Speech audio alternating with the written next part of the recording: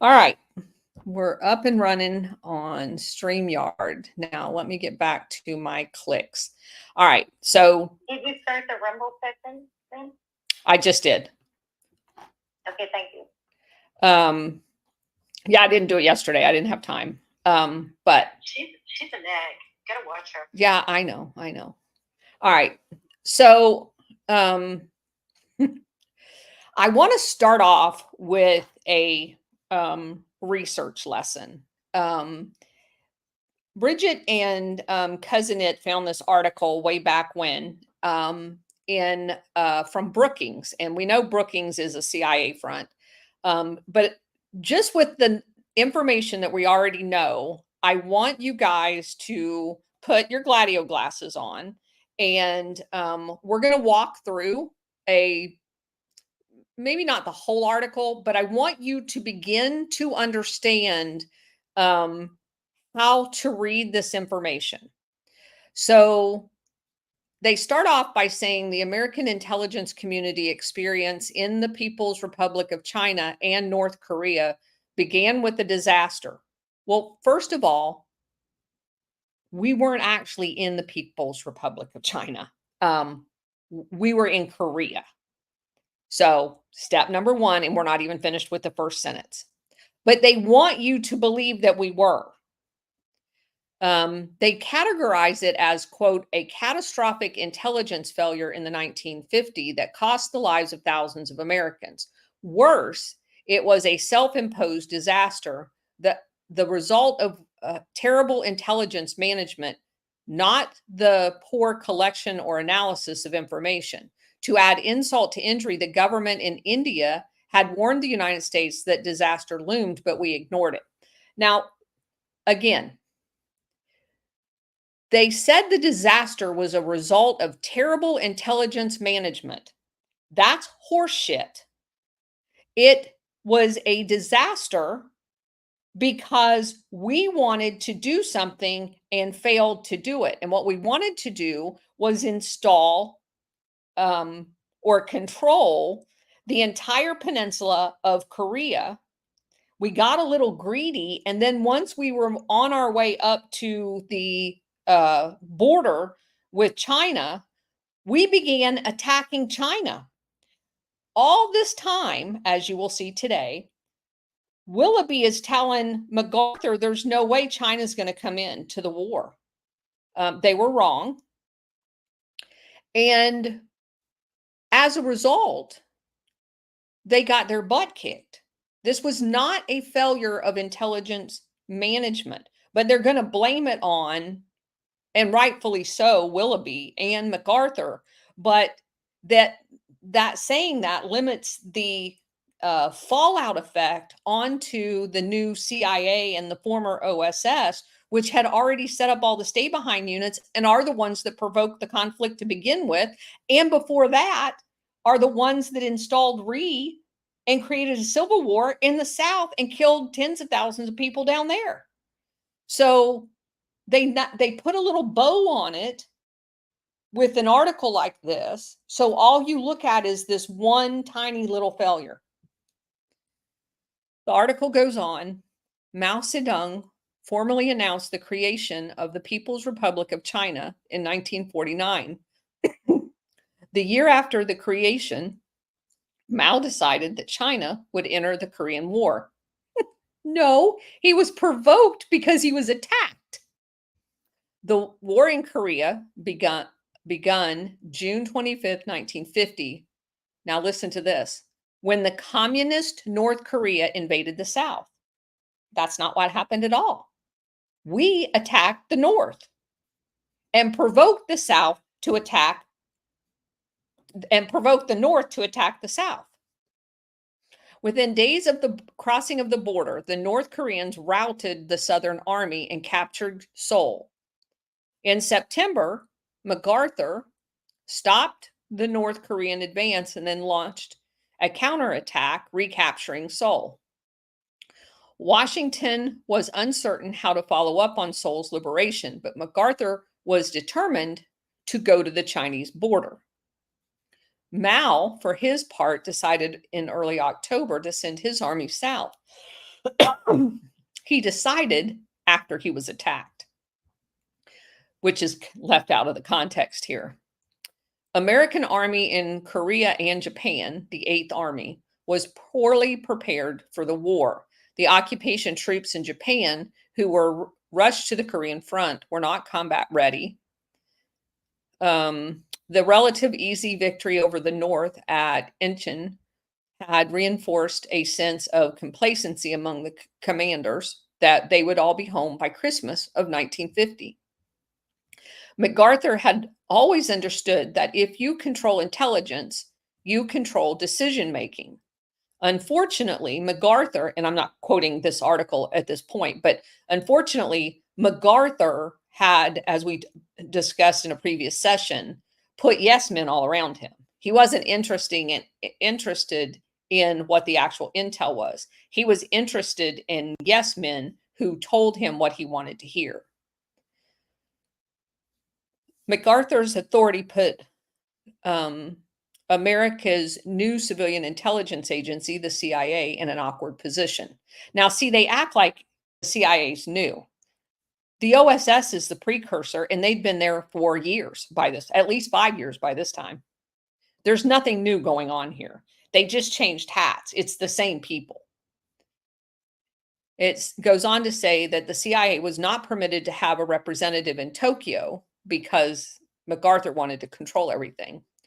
And during World War II, MacArthur had basically excluded from his command headquarters, not their entire presence in the theater, because there were CIA and OSS all over. We've already talked about Paul Helliwell shadowing Chiang Kai-shek all through South China, observing the Opium War. So they were crawling all over the place. They just weren't allowed to be anywhere MacArthur physically was.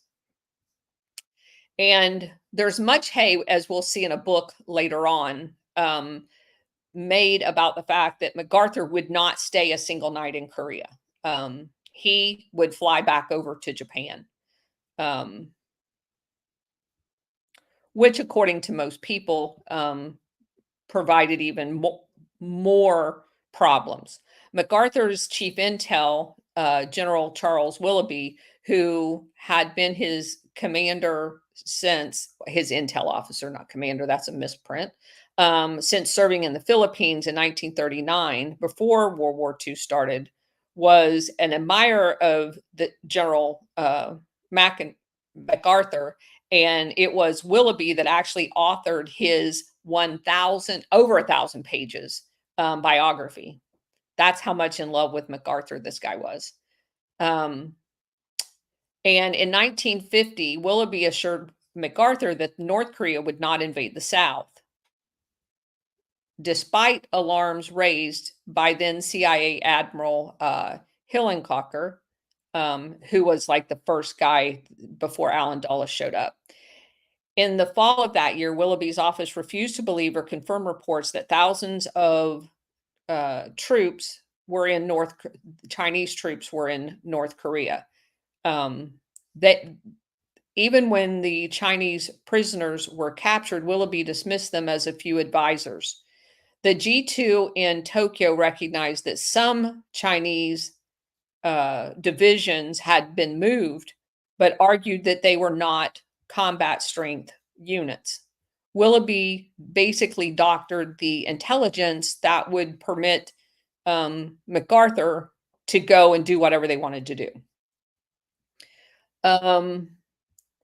And so you can kind of get I don't want to read this whole article because it's very one-sided. You can kind of get the gist of where we're going with this. These are the things that are out there supposedly from think tanks on what actually happened.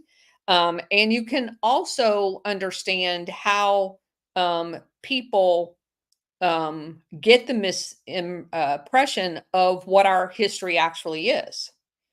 But I did want to read this one part because it talks about India's part in this.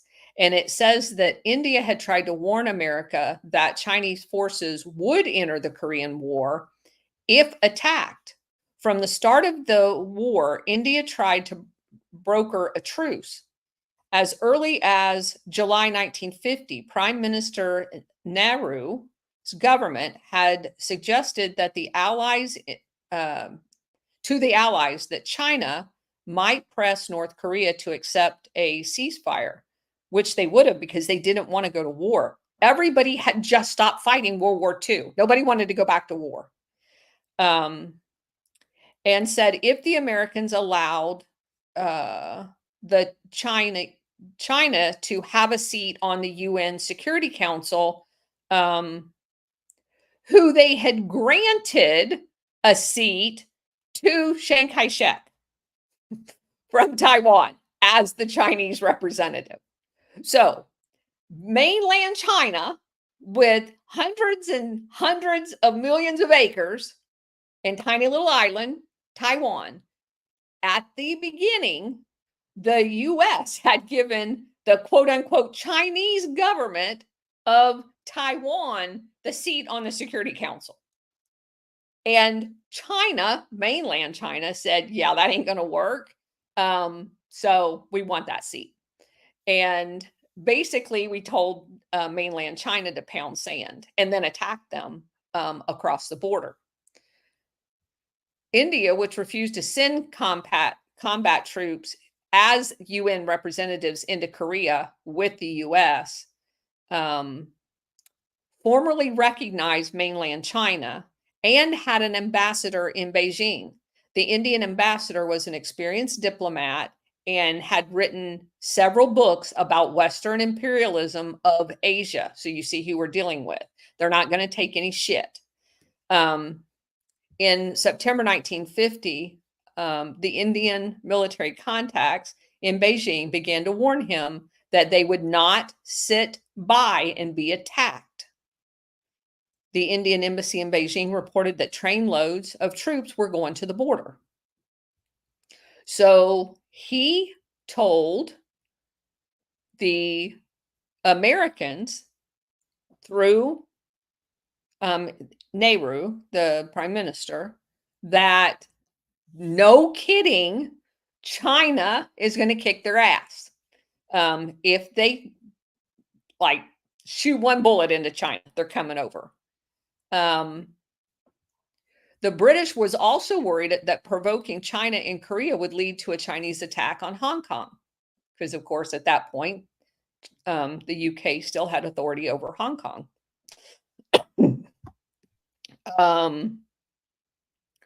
And they supposedly had sent words of caution to the US. However, all of this intelligence was 100% dismissed. So that's why I'm saying when you start off at the top and say, you know, it's an intelligence failure, it is not an intelligence failure. They had all the intelligence there was. The CIA did prepare a national intelligence estimate, the collective opinion of the entire intelligence community in Washington, November 6, 1950, titled Chinese Communist Intervention in Korea. However, it assessed that there was only 30,000 Chinese troops on the border. An update on November 24th, which is like not even a little over 2 weeks later, put the number at 70,000, you know, just a little off by like half. And in any case, the CIA, assuming the communist world was monolithic, said that they would not intervene unless the Soviet leader, who were in a transition now, because we're like 5 years after the end of the war, in withdrawing and setting up the actual permanent government in North Korea. So the Soviet Union is kind of like hands off at this point. And so again, you've got this total shit show going on where they have the right intelligence. They know exactly what is going on. and they ignore anything that doesn't fit conveniently within what they've already planned to do. So that's the bottom line of it. All right, we're going to move on to the next thing. The next thing is an article that was actually written by the CIA. It says less than 3 years after its creation, the CIA became involved in its first hot war after North Korea launched an invasion into the South. Not true. The new agency conducted an array of espionage and covert operations unilaterally and in support of the armed forces of the UN coalition. And we're going to use quotation marks around that UN coalition. The most persistent controversy about the CIA and Korean War concerns whether the agency warned U.S. policymakers that the North would attack its southern neighbor. It is typical in situations involving warnings. The reality is complex, and a collection of declassified CIA documents help to spell widely held assertions that the agency committed a serious intelligence failure. On Sunday, June 25th, Communist North Korean troops, supported by Soviet-supplied tanks, heavy artillery, and aircraft, crossed the 39th parallel and invaded the Republic of South Korea. Notified at his home in Missouri, Secretary of State, I guess he was on leave, Dean Atkinson, President Harry Truman acted quickly and decisively, instructing Atkinson to contact the UN to seek a resolution condemning the invasion, because we're not going to condemn the attacks that happened before that. By all appearances, North Korean attacks seem to have caught the Truman and MacArthur and the fledgling CIA by surprise. Within days, the congressional critics charged that the agency had not fulfilled its duty to forewarn the United States of an imminent attack. Probably because then they'd have to explain that it was provoked by them. Critics of the CIA before and after the Korean invasion focused on a relatively few references to Korea in intelligence reporting. Focused on a few references to Korea, like the entire embassy staff in India going, hello. Yet, contrary to what historians have written in many decades, CIA analysts did report frequently on Korea in the pre-war years, probably about all their stay-behind units that they were setting up. Although from a perspective that highlighted the Soviet Union's involvement rather than local Korean events. At the time, America viewed the communist movements around the world as being controlled from the Kremlin. Therefore, events in Korea were seen as just one of the fronts of the Cold War, closely interrelated with the Soviet-induced crisis. I'm sorry, this is hilarious. While analysts consistently and accurately provided current intel on Korean developments, the reports did not emphasize that the increasingly dangerous situation there represented anything extraordinary beyond the routine Soviet mischief. The agency Office of Research and Reports did, however, provide an ominous prediction and indicated the possibility of a regional crisis from 1947 through 1950. But in the world menaced by communists everywhere, and I'm not kidding, that's what it says, CIA reporting on Korea didn't stand out. So what happens when Chicken Little screams communist everywhere? There's no communist that rises to the height of concern because they're everywhere. The CIA was a small organization in 1950 and lacked the robust collection, but they still were able to create havoc in Korea and stage stay-behind units in Northern Korea that were all assassinated.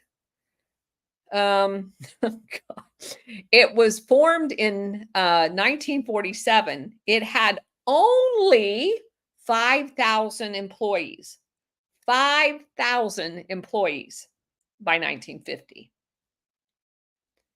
Overwhelmingly, analytic products that did appear came in a form of current intel, which was filled with lower level customer demands, but did not meet high level policymakers' needs. Oh gosh.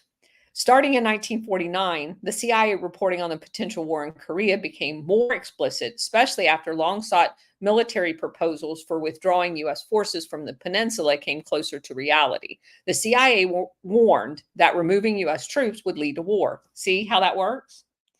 You're fine as long as the troops are there and they're getting slaughtered. And they're using the U.S. military to teach the locals how to kill each other. But the minute the US military goes, yeah, I'm not okay with this and we need to come home, oh my God, the sky's going to fall. And if you remove the troops, there's going to be a war. And you know what the CIA did? They made sure there was a war because it was the CIA and their instigators in their stay behind units that are the ones that encroached over the 39th parallel into Northern Korea and provoked Northern Korea. And we've already established that. So the CIA started getting hints that the DOD wanted their people back home and not being killed. And the CIA goes, okay, well, then we'll just make sure you stay here for even longer. The CIA's Office of Reports and Estimates put together a series of reports on Korea because now they're going to get serious, which often appeared to be monthly assessments of current intel reporting called the Review of the World Situation. One of these reports was February 1949, titled Consequences of U.S. Troop Withdrawal from Korea. And this is a quote. In the absence of U.S. troops, it is highly probable that North Korea alone, or Northern Koreans assisted by other communists, would invade Southern Korea and subsequently call upon the USSR for assistance. Soviet control or occupation of Southern Korea would be the result. So we took it upon ourselves to decide that we are going to decide the kind of government that Korea is going to have. And we did that years before this. We did this in the immediate aftermath of World War II. The report concluded that withdrawal of U.S. forces from Korea in the spring of 1949 would probably in time be followed by an invasion, timed to coincide with the communist-led South Korean revolts by the North Korean People Army, possibly assisting in a small battle-trained unit of communist Manchurians. U.S. troop withdrawal would probably result in the collapse of the Republic of Korea. So notice what this says here. Time to coincide with South Korean revolts. Huh. Like the ones that the CIA were instigating already. In the spring and summer of 1950, reports of the ORE reaching the U.S. military headquarters in Japan and top policymakers in Washington indicated probable trouble ahead, but they were vague. January 1950, CIA noted a continuing southward movement of North Korea's army, and their acquisition of heavy equipment. Still, the review contained little information that could conceivably be construed as a pending attack. And then, of course, we have the invasion. And it says once North Korea came across the 38th parallel, and there was a failure to note that anywhere, the CIA analytical offices dramatically increased their reporting. Better late than never. And that's about it for that story. Now, there is a book, if you guys are interested in this at all, for a lot further, like very detailed information. A guy by the name of David Haberstam. The book's called The Coldest Winter. I do recommend it. It is a very, very long book. But if you have a long drive, you can put it on audio. It is free on archive.org. And I have read through it. I did not read the entire book. He does a fairly good job. I want to read to you a brief review of it to give you an idea. because it basically kind of comes across with what I got out of the book as well. A small Asian nation divided into, this is the review, divided into a communist North and a non-communist South, commences a civil war with the communists attacking the South. The U.S. decides to send ground combat formations to protect the South, which they were already there, and the government they installed. The war is unpopular in the US and goes badly. It costs the president a chance at a second term. This is not Vietnam. This is Korea. The Korean War is a very bitter memory for Americans, even though a non communist South Korea was preserved. It was a very unpopular war in America, shortened Truman's presidential aspirations, ended MacArthur's career, and set America on an endless military journey. I had always thought that Korea marked MacArthur's career peak with the Incheon landing, and that the Chinese invasion had been a complete surprise. In other words, MacArthur didn't see the Chinese was prepared to invade until it happened, and his demand to use nuclear weapons was what got him fired. Now I know that that is only half of the story. MacArthur knew. He ignorantly and arrogantly underestimated the resolve of the Chinese. He wasted American lives because of his dereliction, and the blood is on his hands.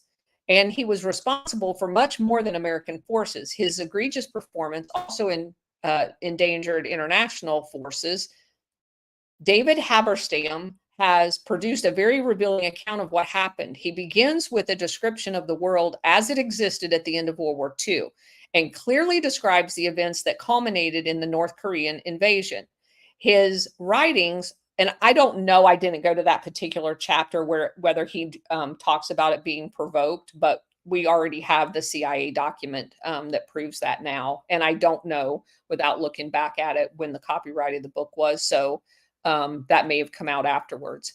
His writing, as always, is first rate, and he tells a very engaging and informative tale. The communist victory in China was the pivotal event affecting the first Korean War, basically. And then also the second, we already know about that, which we're going to talk about next week, which is Vietnam. I had always wondered why the U.S. didn't take away any lessons from the involvement in Korean War. It was not a happy outcome, even though a non-communist government was preserved. The war was very unpopular and ended in an armistice, not a peace agreement. America's involvement was plagued by mismanagement and dereliction. The whole affair was overshadowed by partisan political concerns. Sounds so familiar. President Johnson, on a White House tape of a conversation in 1964, this is what he said, quote, "The more I think of it, Vietnam, I don't know what in the hell, ... It took me, it looks like to me, we are getting into another Korea. I don't see what we can ever hope to get out of there. I don't think it was worth fighting, and I don't think we can get out." Now, I want to tell you how, I'm going to go back to the review in a second, but I want to tell you how revealing that is. That tells you right there everything about what we've been saying about the international syndicate and the control. Johnson has no control of Vietnam. Everybody talks about Johnson being the one picking targets. He's not the one that decided we were going in, and he's not the one that decided that we were coming out. The international syndicate decides that for him, and they came out when they had no other choice after it was forced on them because of a collapse of what they were doing in Vietnam while they were taking all of that opium and selling it around the world. They stayed there as long as they possibly could and got the last penny worth of opium that they could control. And they continue to get opium out of there via Taiwan, but they wanted to be able to control every aspect of it. And they stayed there as long as they could. But that is so telling. And this book makes that very clear. I needed to know more about this conflict. I had no idea anyone in the Johnson administration was even thinking about Korea before the decision to put boots on the ground in Vietnam. U.S. involvement in Korea established a permanent burden on the U.S. military, and Johnson was right. Vietnam would either become another Korea with a permanent U.S. military involvement, or we'd have limited involvement and get our ass kicked like we did in Korea at the end. That was my part. Growing up during the 60s, I had always thought of Korea as a victory or at least a draw. As I delved into the history of the Vietnam War, it became obvious there were very similar and there were similarities and differences, but this book makes it clear that Korea should have provided an overarching cautionary tale for Kennedy and Johnson, especially Johnson with respects to Vietnam, because we know Kennedy already had those cautions. He wanted out. He had already announced that he was withdrawing from Vietnam. That's another element. That was another nail in his coffin.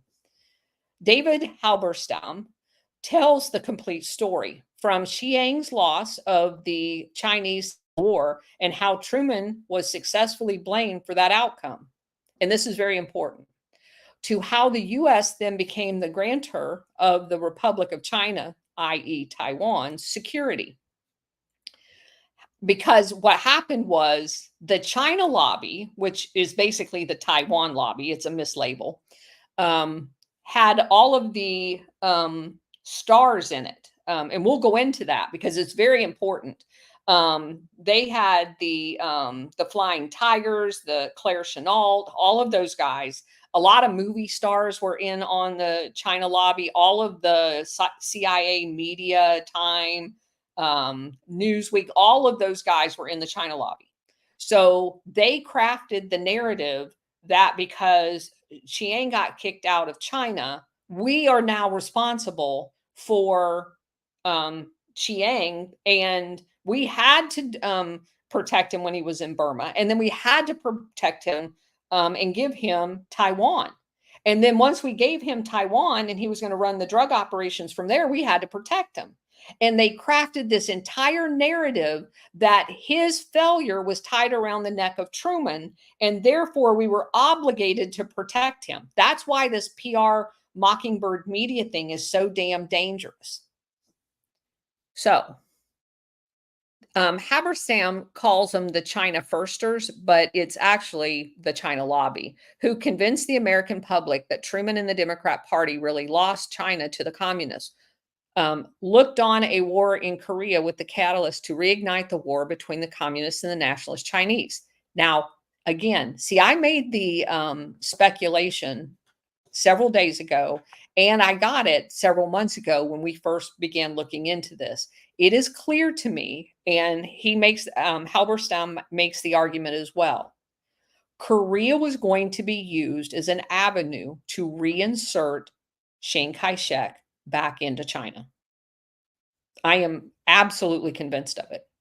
This is a long story of denigrating and underestimating the resolve and the ability of the Northern Koreans and the mainland China, and overestimating the abilities of the nationalists on Taiwan. Excuse me.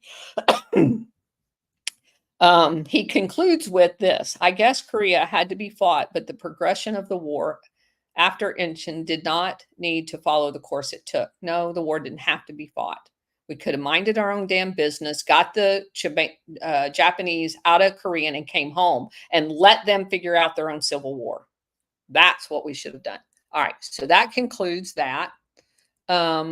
Next up is a very interesting article. It talks about true lies, filthy and filthy rich. And I'm only going to, we're going to go more into this when we move over to Japan. But this talks about, I just want to read this first couple of paragraphs because it came up yesterday.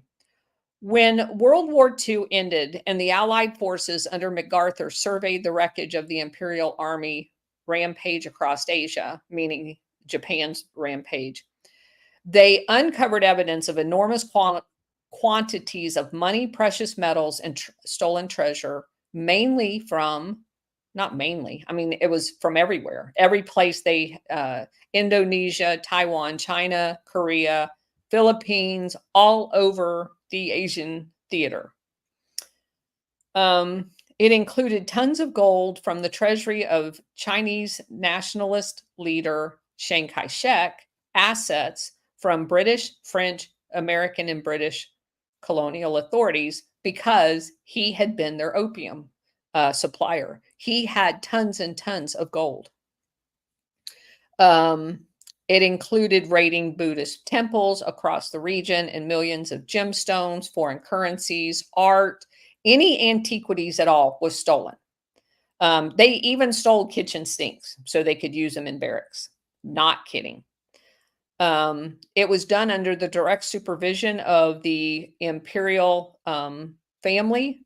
It was oversaw by Hirohito's brother, Prince Chichibu, which we covered in our book review of Golden Warriors. Where this booty ended up is the subject of a recent, well-documented, and this is actually in this document I'm reading, because they mention Gold Warriors, the book by Sterling and Peggy Seagrave. It notes that, let's see, the Seagraves report the shipment of huge hoards of gold to Japanese-occupied Malay and later to the Philippines. The shipments were melted down and buried with, they weren't melted down, they were actually just buried with other treasure in 175 storage sites, along with thousands of slave laborers, because they used slaves and our military to bury the treasure, and then they blew the caves shut with the laborers in them, so no one knew where the locations were. Most of the rest was lost or destroyed in Allied bombings, but the authors say the enormous amount survived the war, and is referred to sometimes as Yamashita treasure, who was the commander of the Philippines at the time, basically charged with guarding all of this, while the princes that were there oversaw the actual burials and sealing and creating the maps for where these 175 locations are. Yamashita was responsible for the island's security. Agents of the OSS, the forerunner to the CIA, found out about all of this, which was later inspected by General MacArthur himself. He didn't actually inspect the treasure because they still had not located, even as late as some, like in the 1990s and 2000s, they had not located all 175 locations by far. And so what it did, though, and people need to understand this, is as it was retrieved from the Philippines, it was done so, at least initially, on the black market. And all of those black market funds was used to fund Operation Gladio. That's where they got the money to do all of these weapons trafficking. And that's the reason why they set up banks like Castle Bank, BCCI, and all of those banks, because they needed a multiple layer of banking in order to money launder. They used the Vatican Bank, they used BCCI, they used Nugent Hand, which I have to get back and finish my expose of them as well. I kind of got sidetracked on Oliver North. I got so many balls in the air. Okay, so I just wanted to mention that so you can keep that in the back of your head, because you got to ask at some point, how the hell did they afford to do all this shit? Well, they did it with that in large part, but that's a bigger ball of wax, and you really have to go look at that book review in order to get the whole ball of wax. Okay, so there's another article that came out of a report of the investigation of facts concerning bacterial warfare in Korea. It is a very long report. We're not going to read the whole report. I'm going to read you a little bit about it, though. Back in the early 1950s, the U.S. conducted a bombing campaign during the Korean War, dropping hundreds of thousands of tons of bombs and napalm on North Korea. The bombardment, worse than any country had received up to that point, excepting the effects of Hiroshima and Nagasaki, wiped out nearly every city in North Korea. It contributed to well over 1 million civilian deaths. Because of the relentless bombing, the people were reduced to living in tunnels. Even normally bellicose General MacArthur claimed to find the devastation sickening, but he ordered it. And what's important to understand this, because you can't fathom, because for us, we look at North Korea now and it's a dark thing on a map full of light, and we think, oh, well, we're the reason why it's a dark thing on the map of light, because of this right here. What we did, and you remember me telling you at the beginning of this study, the North was the industrialized area of the Korean country. It was like carpet bombing New York, New Jersey, Pennsylvania, Delaware, and Virginia all in one swoop, where not a single light is left on. That's what this area and carpet bombing in. The most controversial, both North Korean and China alleged that by 1952, the U.S. had began using biological and germ warfare weapons against the North and the China area, the border area. The U.S. government denied that. Nevertheless, captured U.S. flyers told their North Korean and Chinese captors about the use of these weapons. Later, after the prisoners were returned to U.S. custody, counterintelligence experts and psychiatrists interrogated them. They were told under the threat of a court martial to renounce their confessions about the germ warfare. They all decided to keep quiet.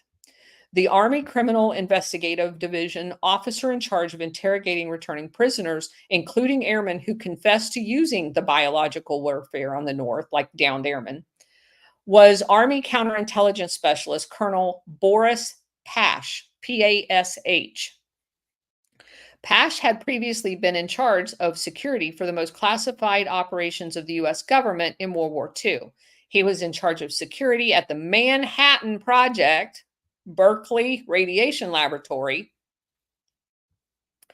In the immediate aftermath of the war, military intelligence officer Pash led the Alsos mission, ALSOS, which searched for Nazi and Italian nuclear scientists and fissile materials, as well as gathering intelligence about any enemy scientific research applicable to his efforts, including biological and chemical warfare.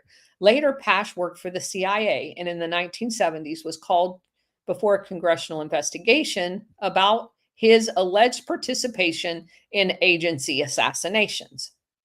To convince the world of the truth of their claim that the U.S. had dropped biological weapons on their countries, and after turning down the suggestion that the International Red Cross look into those charges, the North Koreans and Chinese sponsored an investigating commission. Because keep in mind, the Red Cross is under the control of the CIA.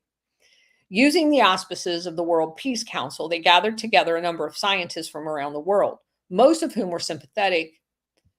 Most surprisingly, this commission, which came to be known as the International Scientific Commission, or ISC, was headed by a British scientist by the name of Joseph Needham, Needham.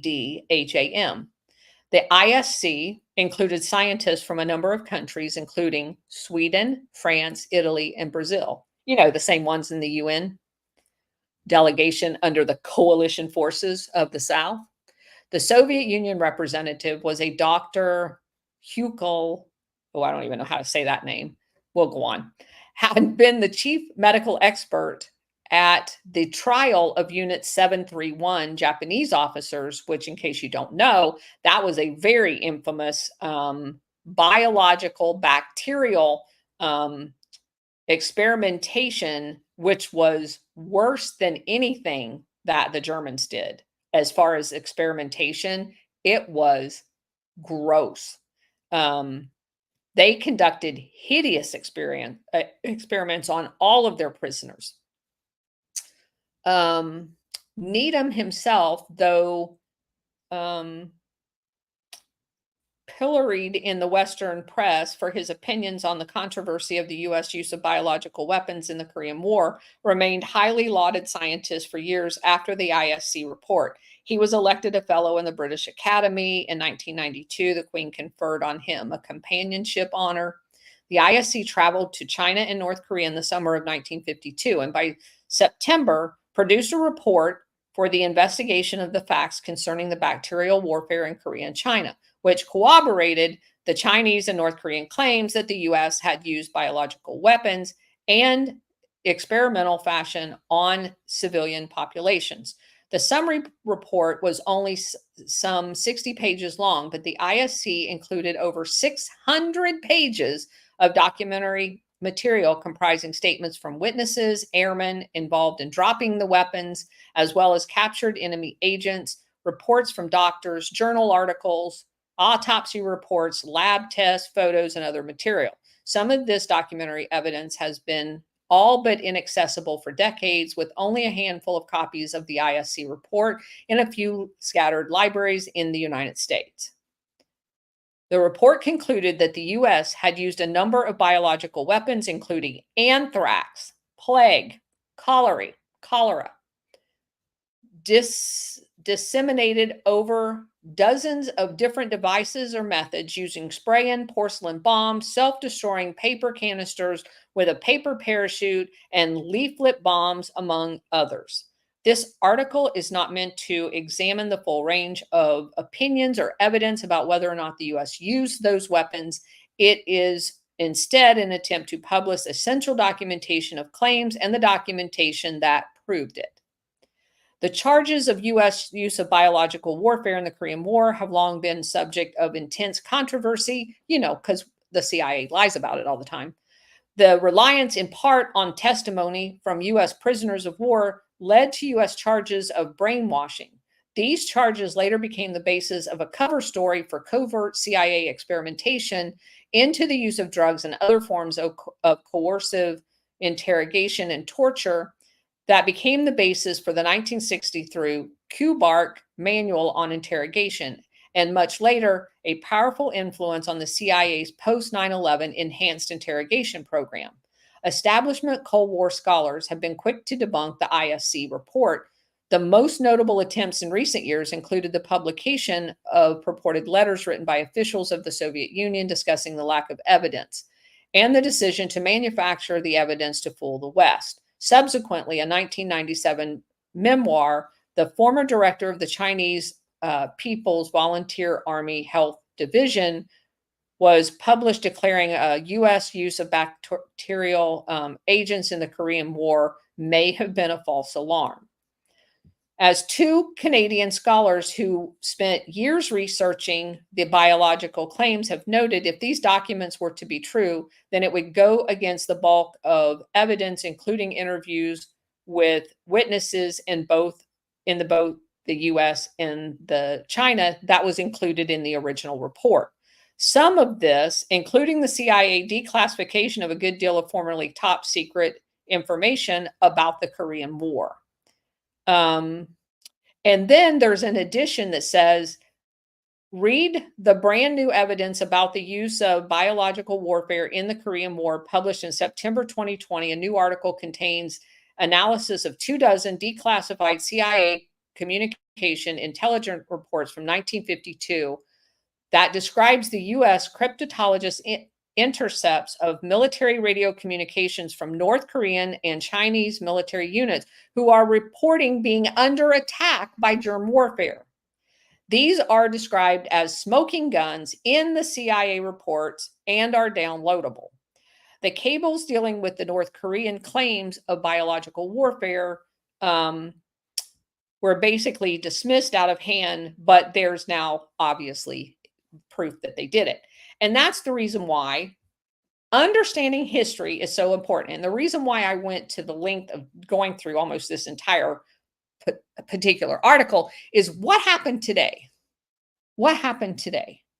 We were told months ago that Russia blew up their own pipeline. Then today, we're told that Zelensky ordered the destruction of the pipeline, and the CIA had nothing to do with it. Well, every single thing that comes out of the CIA's mouth is a lie. So if they told you they had nothing to do with it, they had everything to do with it because they're liars. That's what they do. They lie. They're the ones that said Russia did it. They lie. Any single thing they say is a lie.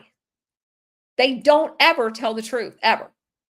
So keep that in mind. That's why understanding history and knowing they would go to their fucking grave lying to your face. All the while, your tax dollars is paying them. Keep that in mind. They are paid and trained to look you in the eye, not even blink, and lie to you. All right, we got one more that we will get to today, and then I have still several to get to tomorrow. This, let's see. Hold on just a second. I'm going to save this one for tomorrow.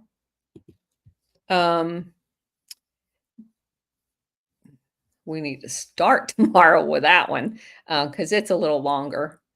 All right, this is a short one. This is a cable that was classified that starts off, and this basically kind of puts we're going to kind of span out at the end of this session to a bigger picture of where Korea fits in the overall scheme of things. You have to understand the context, which is why we use those maps of where Korea is next to Japan, next to China, and how everything contextually works, and where Taiwan fits in all of this, and their creation of the World Anti-Communist League. So I found this classified document that has since been declassified, very interesting in that regards. It's an FBI document, and it's talking about November 1987, billed by the Japanese press as the godfather of Japan. And we're talking about Sasagawa, conservative businessman tycoon Sasakawa Ryoichi, he was 87 at the time, is one of the Japanese most controversial business figures. Sasakawa built his US dollar $8 billion empire as a gambling impresario who operated motorboat racing concessions and only privately owned legal gambling operation in the entire country of Japan. Because remember, they set up these entities that are family oligarchs. Besides being one of the country's wealthiest men, he is a former war criminal, motorboat gambling czar, and leader of the anti-communist efforts inside of Japan. He was a political power broker.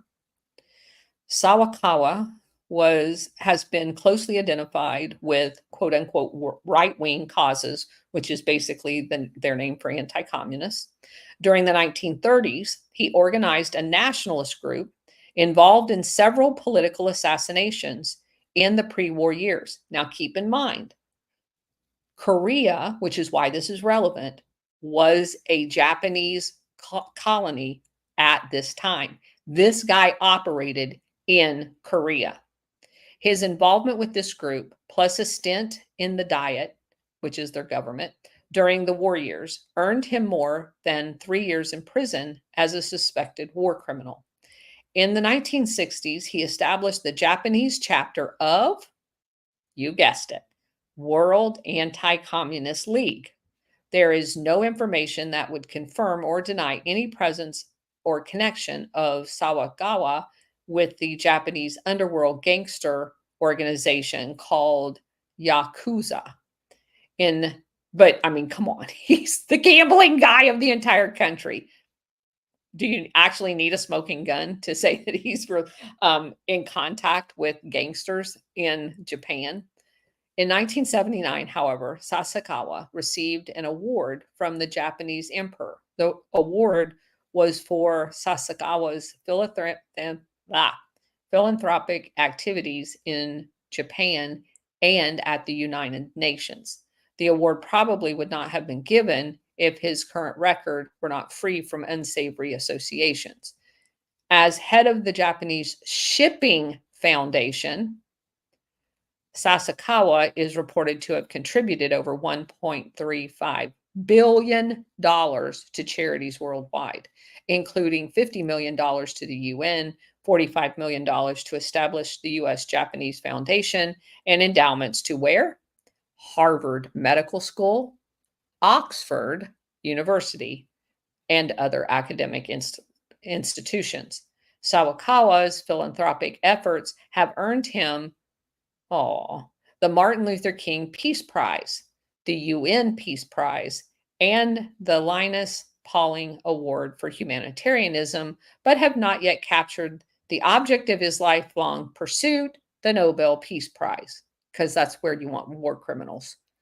As a result of his activism, he has developed ties with many international leaders, including John Paul II, former President Carter, and the former Chinese leader. So this kind of just put the cherry on the top for me for today, because all of these people in the international syndicate, which truly he is, use the wealth that they accrue in these shipping entities, because you know that there's a huge likelihood that his shipbuilding foundation has everything to do with providing all of these entities ships that are not scrapped and used to then do whatever they want with. And it's a great guise under the charity work to be able to have them. And interesting that Oxford and Harvard would be the two that are MI6 and CIA controlled. So just very interesting correlations there. So with that, we're going to open up the floor.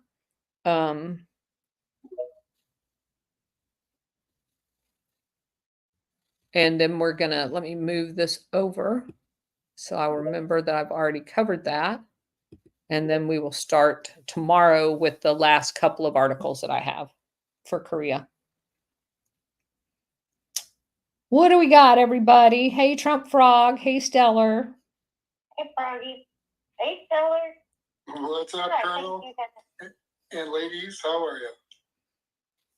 Esther, I appreciate your longevity and having your hand up. All right, Esther. What do you got, Esther?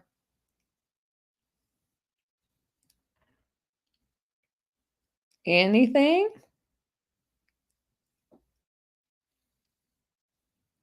Maybe she didn't have a question. Yeah, maybe. Well, Froggy, you had a great space last night.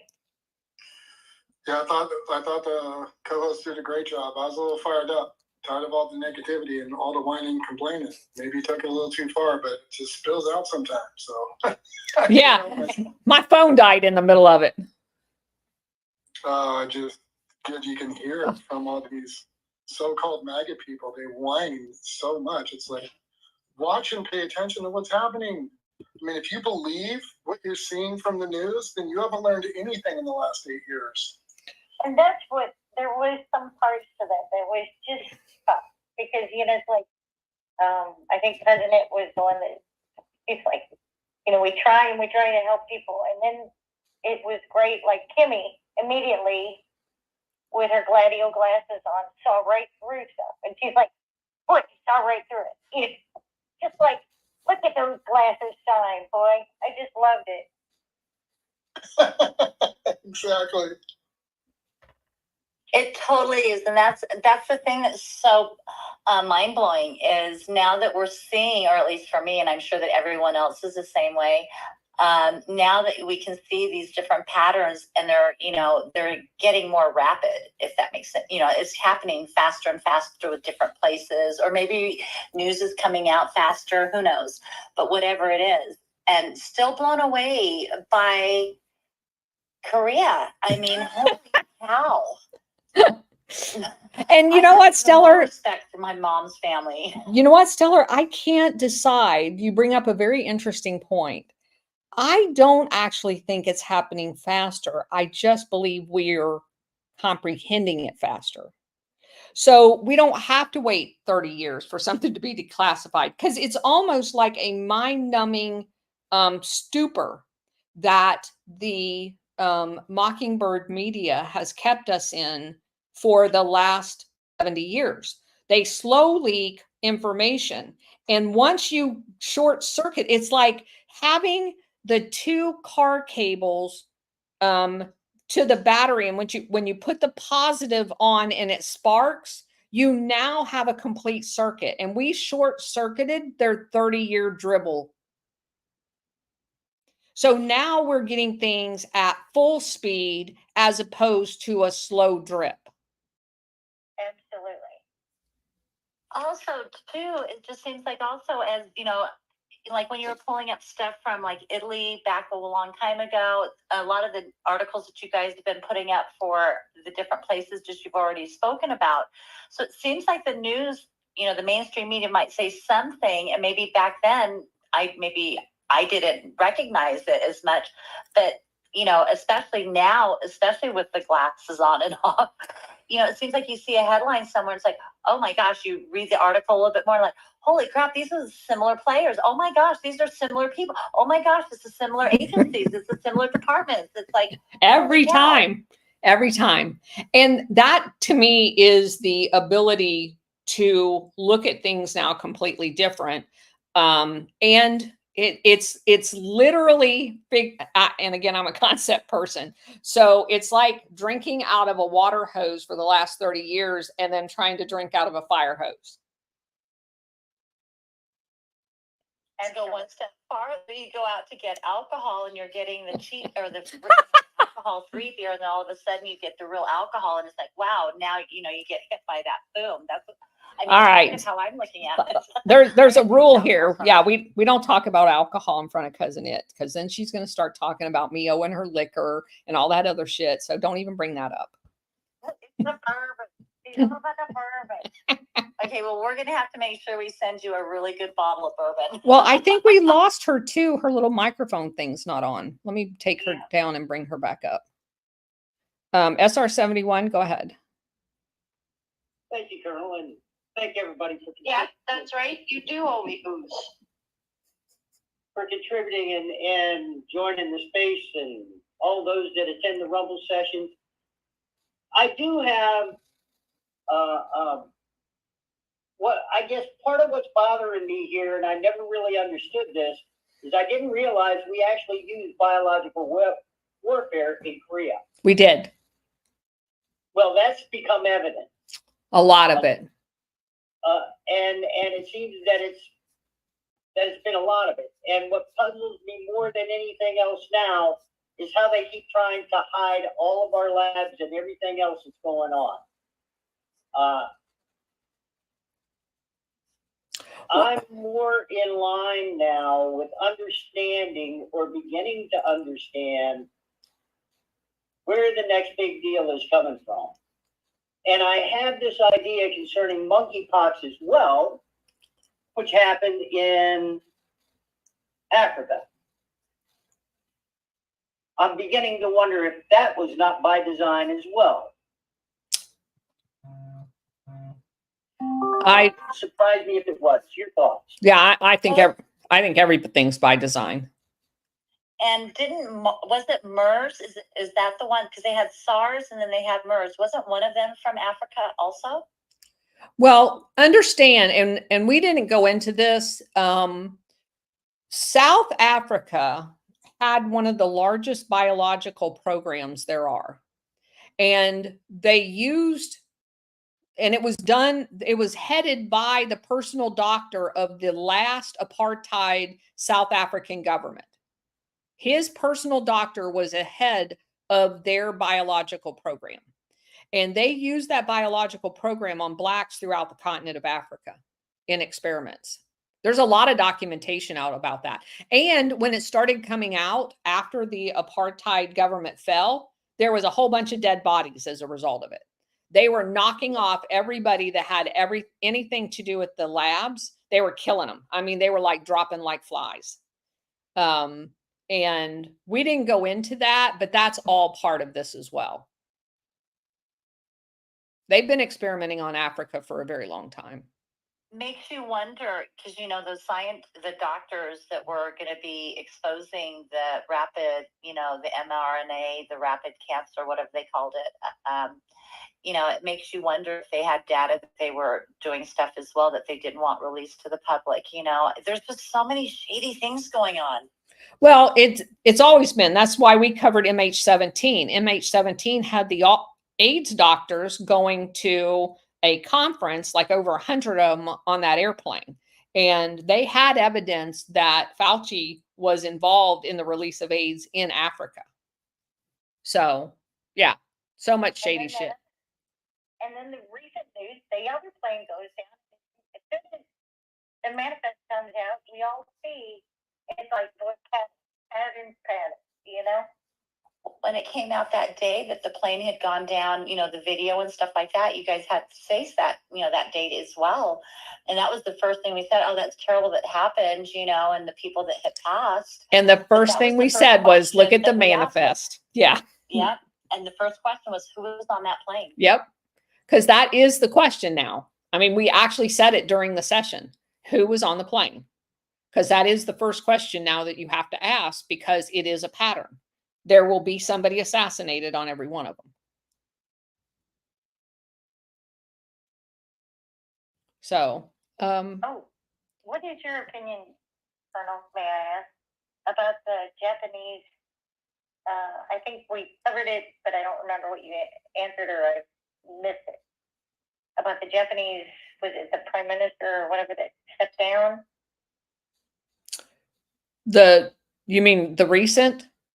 Yes. I still am pulling a couple of pieces together on that. I've got some conflicting information, and a friend of mine that is still an active intel analyst, not classified in any way at all, because it's not even his area of expertise, had some interesting takes on that I'm kind of chasing down. So I'm going to hold my opinion on that until I can run to ground a couple of things that he told me. Cousin It, what do you got? Somebody mentioned booze. No one mentioned that. You're hearing things. Yeah, you do still owe me, actually.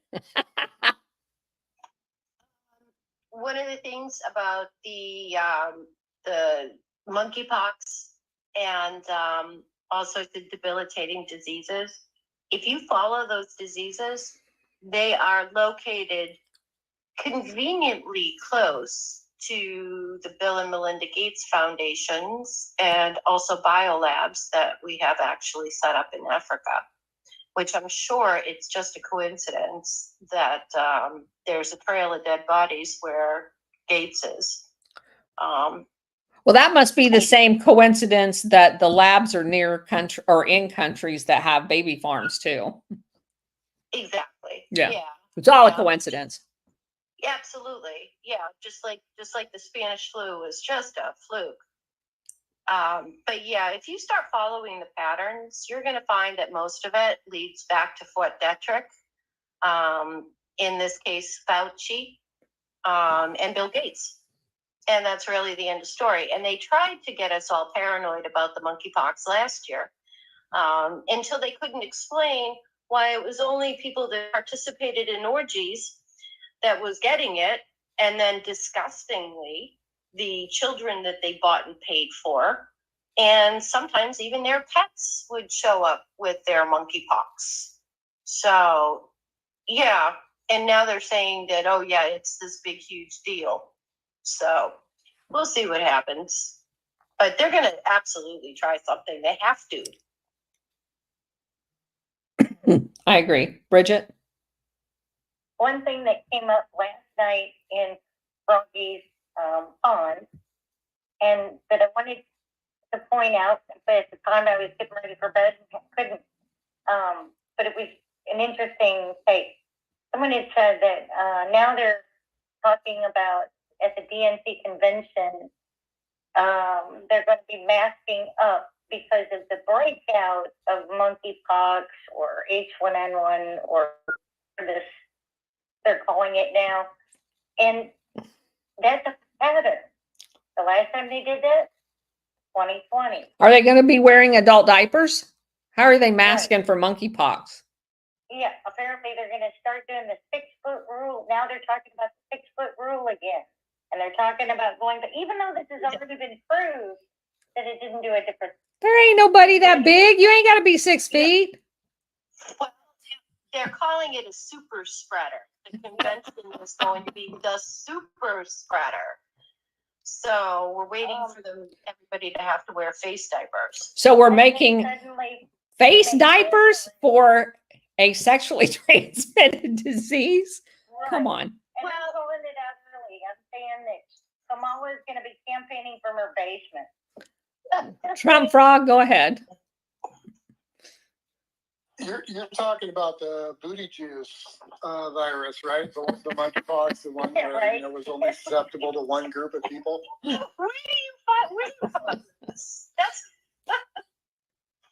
When Joe Biden was trying to talk about Pete Buttigieg, that's what it said. When he says Buttigieg, it sounds like booty juice. So it was perfect. Yeah, that's garbage. I'm seeing people wearing the face diapers, in public, and it's really sad. I see them wearing them in cars. I thought Portland was the only place that had that problem, but apparently, if you live in Western states, you're completely brainwashed because the masks only make you sick. They don't protect you at all for any virus. And we already know that monkeypox you don't get from breathing anything. It's no super spreader unless you're getting bent over like booty juice. So I don't know what they're talking about. It was just one group of people. So maybe it's just going to be a giant orgy. I guess that's their plan.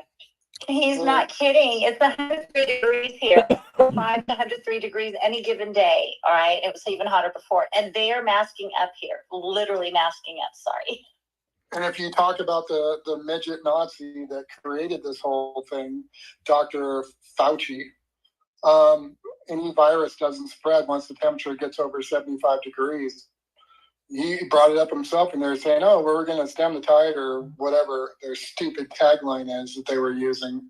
But you can't get COVID or the booty juice virus or any of that stuff in Las Vegas or Phoenix, Arizona, or any place where it's Sodom and Gomorrah hot here. Like, it's ridiculous how hot it is. Like, I want to punch people in the face. It's so hot. Even though I wouldn't. I just have to say that because I'm dying out here.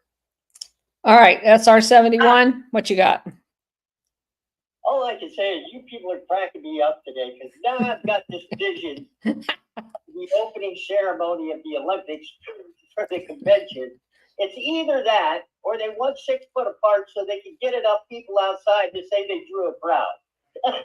I can't decide which. Well, that may be a good point that the 6 foot rule would keep their crowd size manageable as far as the people not showing up. So yeah, that's a good point. Hey, SR, I posted a bunch of stuff on your biological weapons in Korea and Japan and China for you, the different units and what have you. Sunshine. And then I was going to say also with the convention coming up, I put up on top that GPS is Tony Saruga had written something stating that over 30,000 international. I know that you guys saw it already, but it's the Antifa people. It's just insane. Yeah, so, what I tried to tell them is, what I tried to tell them is they're not Antifa. That's just a new name. But you're right, and thank you, Stellar, for $150 today. Yeah, thank you for posting that, Stellar. That's very appropriate. Sunshine, go ahead.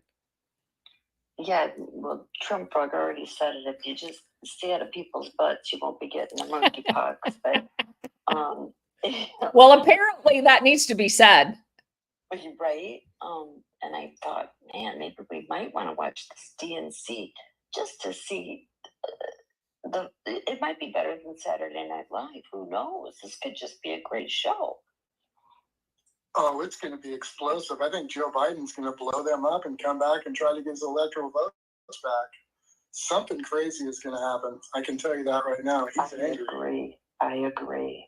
They fucked him. So, which he needed to be. So does he have monkeypox? You never know. You never know. Maybe that explains why he wasn't in the public for a while. Maybe that's why he had to get rushed to the hospital in Vegas. I still think the man is dead in the freezer. I'm sorry. I've got to find that one video. There was a video that was leaked out. It was like within a couple of days after the incident happened here in Vegas, and they were talking. There were people that were talking quite. I think they pulled them all because I can't find them now. Employees that were working there that described his fall, and it was a fairly bad fall, from my understanding. So, and they were supposed to ship him to. That's when the police were on call saying, "Okay, well, we've got that 421." Because they had no idea what was going on, because after it happened in the beginning part, they had mentioned going over to UMC, but I don't think it was ever finalized. They ended up taking him to the plane instead. So there's something else going on with that story. Yeah, I listened to all of that audio, and they basically was going to airlift him somewhere, and then they were like, no, we're going to take him to Air Force One. But that was not the doctor's recommendation. Exactly. Yeah. And there was, like I said, there were some videos in the beginning from the employees from the Micholinda, I don't know how to say it properly, but from the restaurant where it happened, that were not police or anything. So it was just like regular employees. Like I think it was a server or some servers that were talking about it, and someone was recording it, and it got leaked out, but now it's been taken off because I've been trying to find it for golfing. Huh. So I've been looking through this biological report. This is devastating. I mean, they release fleas and ticks and mites and flies and mosquitoes. They infested trees with all kinds of funguses. It's pretty damn devastating. Just sick. These people are just sick, you know? Yeah, and some of the things that they dropped there that were infected are only found, like this one particular fly is only found in the United States. So it's obvious where the shit was coming from. So it's kind of what they're doing to us now for the last decade. I'd say there's like very unusual insects and stuff like that keep, showing up here or something like that. Well, it Probably may same be kind of very, stuff. yeah, it may be very interesting to go through this with a little bit more detail, just to see the corollaries between what they did and things that could be happening now. You're right. There definitely seems to be some similarities there.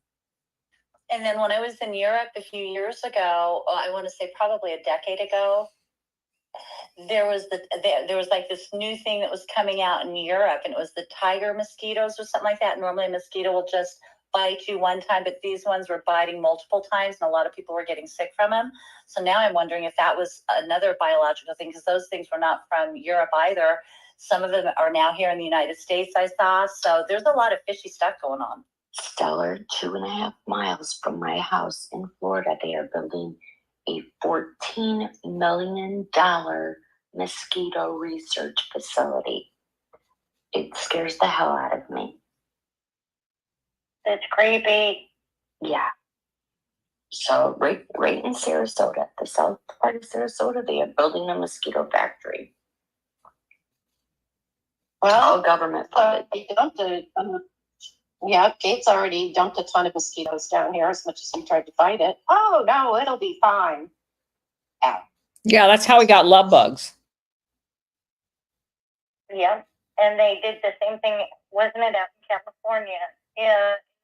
To control the mosquito population, they released a mosquito that was a hybrid that was lab created, something along the lines of it would become fatal for the other ones to breed with. And like, ironically, this whole thing just made circles. It makes you wonder about the Africanized bees and stuff like that, because those don't, Right. I mean, like they're trying to kill the bee population as well. The natural bees have gone down considerably as far as like their habitat and stuff. Makes you wonder because, it seems like these Africanized bees are the one, and those have been around for a couple of decades, but look at the population of bees throughout the world. Kind of makes you wonder that too. Yeah. Well, they've been spraying chemtrails too, which is another quote conspiracy theory, right? It's such a conspiracy theory that all these states banned them. And then somewhere I was reading that they were saying that Lyme disease is also a lab created thing. So I think that there's patents on these things. There's patents, literally there's patents on this shit. The AIDS virus has patents. Yes, the Lyme's disease was actually released it absolutely is a biological weapon. It was released in the San Francisco area. And created and in Fort it Detrick, is well wasn't documented. What's that? Created out of Fort Detrick, wasn't it? Yes. Yeah, most everything was created out of Fort Detrick. And then you've got Black and Veatch, which is another name that comes up, and they're actually in Kansas. And oh crap, who's the other one? The Russians actually found all the paperwork because when they went into the Ukrainian territories, the first thing they did was go into the biolabs. And of course, they knew where all the biolabs were because they're old Soviet era biolabs. So it wasn't like they weren't able to find them. And they actually recovered a lot of paperwork, even though they were seen, even though the Ukrainians were seen on, what was it, CNN or somebody that was doing a report from Ukraine back a couple of years ago. And they were showing unknowingly everybody burning paperwork in front of one of the biolabs. But they didn't do all of them because the first place that Russia went to were those biolabs. So they got a ton of stuff. And actually on my Rumble channel, I did post a couple of their reports because they went to the bioweapons convention and they exposed a lot of these people. But you won't find it. And that's why when I come across these videos, Stellar, I immediately upload them and I put them on my Rumble channel. And that way they don't disappear from there. Good to know. Yeah. I'm just thinking that, how we thought, do the tribunals, and stuff like that, either hang them, shoot them, electrocute them, whatever the ways that they said was okay. I'm now thinking that biolab research place for the mosquitoes in Sarasota, maybe we just stick them in there and let them just get stung and then give them the AIDS virus and stuff and just let them stay in there until they're all like deceased. I don't know. These people suck. All right. On that note, did Esther, were you ever able to figure out how to make your speaker or your mic work? Did you have something? I don't guess so. Okay. If we don't have any other questions on anybody, Stellar? I was just going to say thank you guys again so much for all that you do and all the research and coming in here and educating us. And I also want to do a huge shout out to SR7. I don't know all the numbers behind it, all the shows, but phenomenal researcher as well, learning even more stuff. His research with your guys' stuff makes it even more clear than it ever was. I just got goosebumps. So thank you to SR also. Okay, Stellar. There's an aircraft called SR-71 that looks like his picture. That's what his call sign is, SR-71. So that's what you can call him. And it was very cool. I did do research after a while, and that is a cool aircraft. So my first time I saw an SR-71 was at the Miramar, El Toro air show, which is a Marine base in Southern California when I was stationed at Los Angeles. I never saw one. I love them. I have the book, the coffee table book from the SR-71 program. Coolest plane ever. It was my favorite right up until I got my F-16 ride. But because it was highly classified, you generally never saw them. They were never allowed to land like in air shows back in the day. And so you could see them. They would occasionally do a flyover. Generally, somebody had to know somebody in order to get that to happen, though. But the most incredible thing was it was a mile past the air show before you ever even heard the plane. And it did a very low flyover. It was the most humongous honking airplane, just other than the B-52, which is flew right over the top of my car coming around Carswell in just outside of Dallas in Texas, which like shook the entire freaking ground. The SR-71 has one of the most enormous blasts as it comes, because it is a supersonic kick-ass airplane, and it's just an amazing airplane to see it actually fly overhead. And they actually have one on display at the Air Museum just outside of Dulles Airport. If you guys ever get the opportunity, if you're in the DC area, I highly suggest you go see it, because you can literally up close and personal just like stand under the, I have pictures of me with it in the museum. We went there last summer. Cool airplane. Go ahead, SR-71. Thank you, Colonel. Just a little note about the SR-71 and the plane itself. It went into production in 1966. And you're right, it is an awesome, magnificent piece of machinery ever devised by man. Yep. Given that, what people don't, I think a lot of people don't know about SR-71 is it was our spy plane over Russia. Yep. It is faster than a speeding bullet. The Russians could not shoot it down. That was the big complaint. And when satellites went up, of course, all that changed. So it is retired. And yes, Colonel, I visit that plane every chance I get at the Ubar Hazy Museum. Yeah. So thank you very much. It's amazing airplane. It flies at very high altitude. It's one of those like spaceship, spacesuit wearing like the U-2s, because it was a surveillance reconnaissance aircraft, supersonic, as he said. Just an amazing airplane. I will see if I can find the picture real quick at the Air Museum. But has anybody else got it? What'd you say, Bridget? Oh, I was saying Kalima requested a mic, so I was going to see if she had a question. Hello, thank you for the space and for offering me the mic.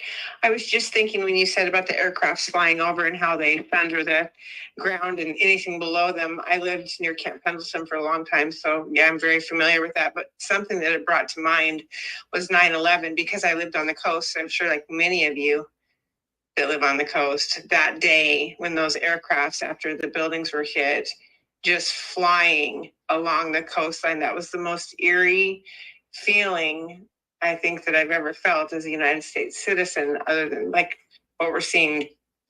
Excuse me, now I had a hiccup. But anyway, I have a great love of aircraft also. Yeah, growing up, or at least living near San Diego with all of the Navy aircraft flying around there, you'd have to love it. Yeah, absolutely. I lived in San Clemente. I don't know if you're familiar with that city, but it's very close to Oceanside in Camp Pendleton. Yeah, my aunt lived in Escondido, or not that. Hold on, I'll tell you where she lived. Well, she still lives there, actually. My uncle, who was my mom's brother, was stationed at Camp Pendleton and met her there, and then got out off of active duty. She lived in, Ensenada. Okay, yeah, I know where that is. Yeah, we used to go down there all the time. Every weekend, my daughter and I drove down there. Oh, awesome. It's so beautiful. My dad was in the Marine Corps there too. He retired as a sergeant major out of Camp Pendleton. So we're a military family. But anyway, I just wanted to say thank you for the space, and also talk about the that day when those aircraft flew along the coast, and just wondered if anyone else had that same feeling. Yeah. I don't even want to talk about that day. That day is very, Right? yeah, that day is very emotional for me. I was stationed at U.S. Central Command on that day, and my two best friends were at the Pentagon.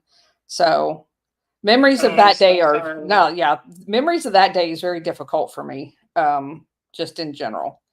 But anyway, blah.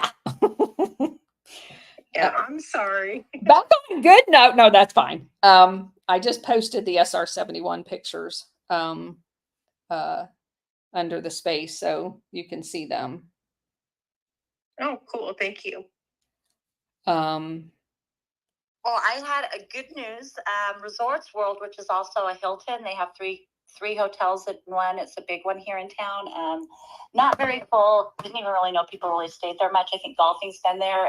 When he came over, when he used to work before, he stayed in the hotel and stuff like that. But they're in trouble for laundering. And it's serious. I put it up in the pill. well, hold on. Is Resorts World different than Resorts International? It's probably the same company. Because Resorts International is Operation Gladio. That was the money laundering. That was I just CIA. put it up there. I'll Yeah. double check, but I believe it is the same company as Resorts World International. I believe it is.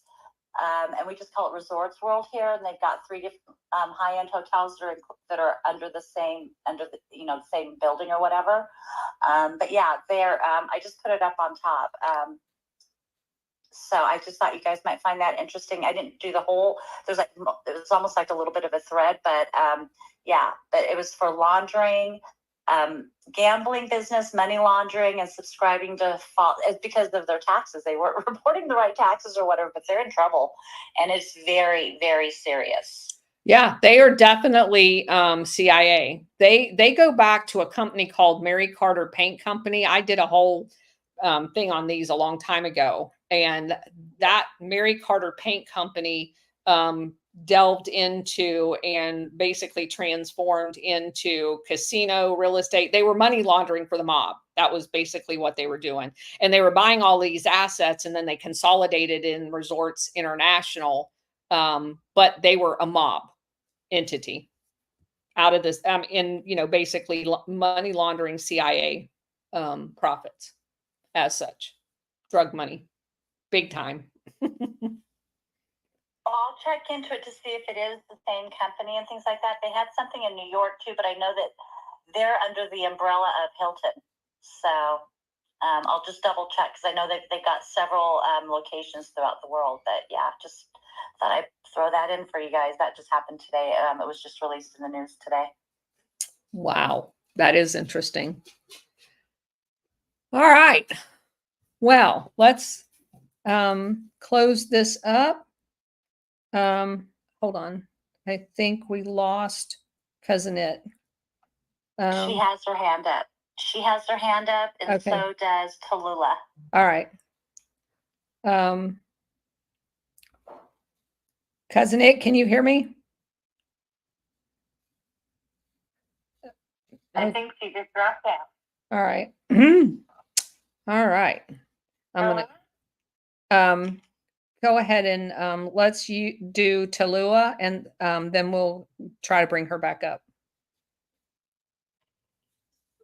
Real quickly, earlier I heard some conversation in here about Biden coming back to fight what's happened to him. And I'm just wondering if you really believe that's something that is realistic. I don't think he has the mental capacity to do anything. And I don't think there's anyone around him that would support that kind of movement. So I'm just wondering about that. So I'm the one who brought that up. Can I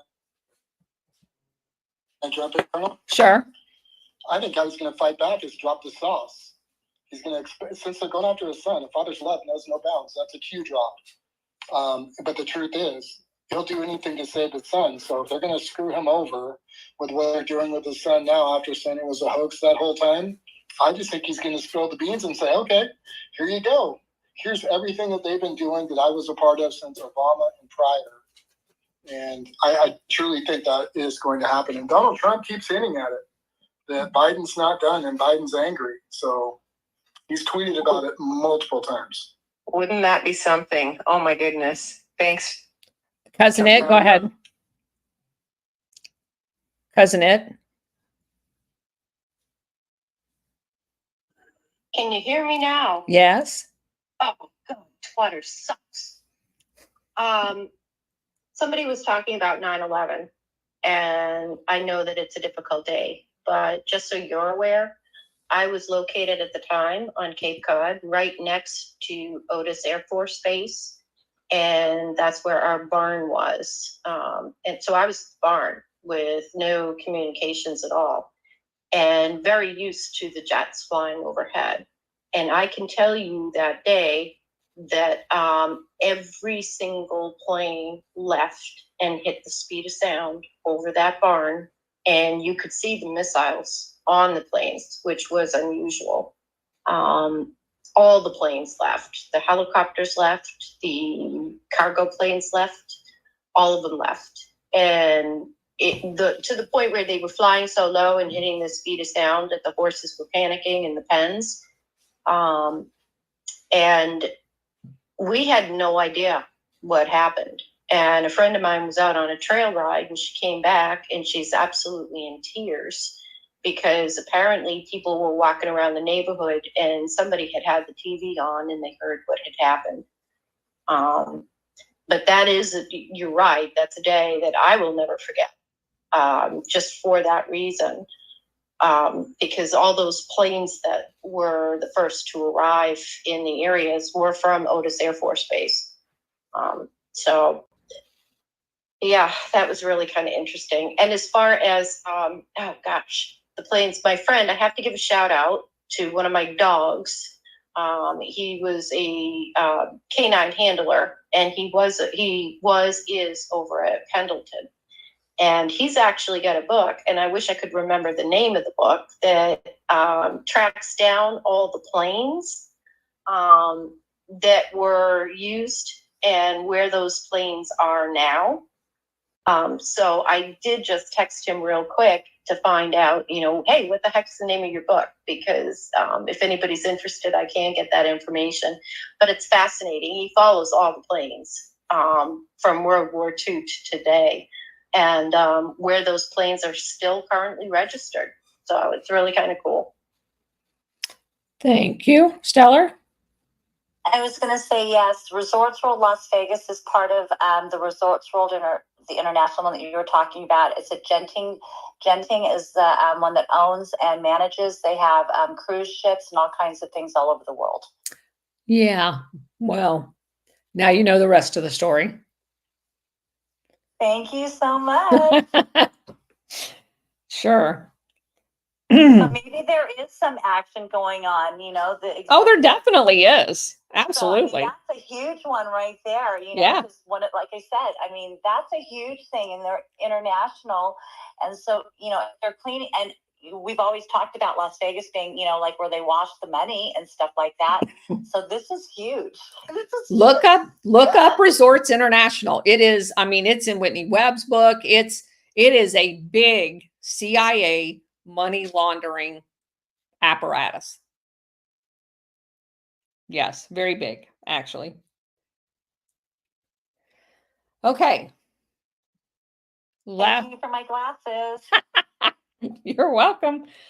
Last takes, anybody? All right.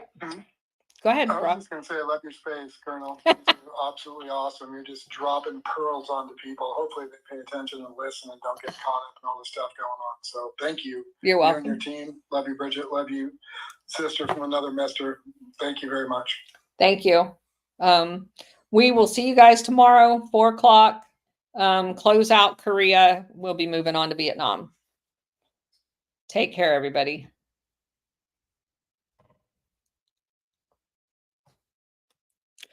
See ya. Thanks for being here.